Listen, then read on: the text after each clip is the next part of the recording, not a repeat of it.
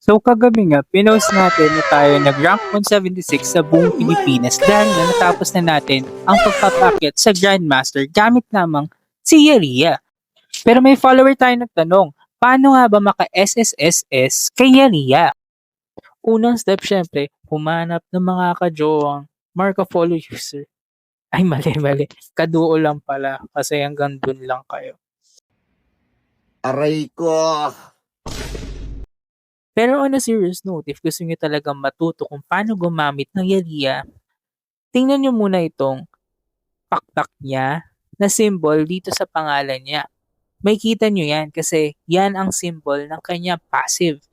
So kung meron kang wings, it only means that Yeria still has the passive kung saan magiging usas siya. Sunod naman, dapat malaman ng mga Yeria users itong kulay nila na makikita nyo sa video. Ganito kakapal ang binibigay na shield ni Yeria sa isang hero na sinasakyan niya kung saan sa video na to ay si Marco Polo.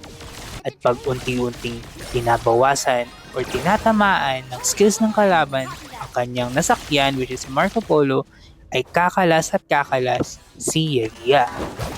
Kaya pag sa tingin nyo masisira na yung shield ay kusa na kayong umalis kasi 4 seconds lang cooldown nito. Pero pag kayo ay napatalsik sa pagkakakapit, 10 seconds ang cooldown nito. Pag sa tingin mo rin madideds na yung kakampi mo, abay kumalas ka, hayaan mo na siya. Iwan pati kakampi. Tumakbo ka, tama, at kumapit sa iba.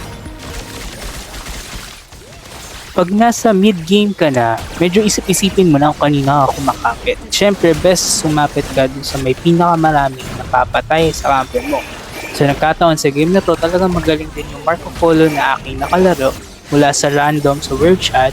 So talagang sa kanya ako kumakapit. At kita nyo naman, pag pumapasok yung Marco Polo, sinasabayan ko ng skill 2 para AoE ang damage ko.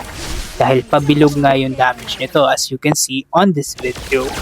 At syempre, gamitan nyo ng skill 1 dahil yung skill 1 ni Yeria ay nagpapakita kung nasaan nakatago ang mga kalaban. Ugalin mo lang rin, takutin yung kalaban mo gamit ng mga poke skills ni Yeria using skill 1. Tapos unti-unting damage syempre gamit ng skill 2. Pahabol-habulin mo lang yung kalaban mo, papasahin mo lang tulad ng paano mo paasahin yung ex mo. Kahit hindi mo naman talaga na mahal at gusto mo lang yung pera niya. Aroy ayun, namatay pa. Additional tip lang rin, kung gusto mo talaga mag-SSS, hayaan mo mamatay ang Marco Polo, kumalas ka. Tingnan mo, ikaw ang mag-MVP talaga.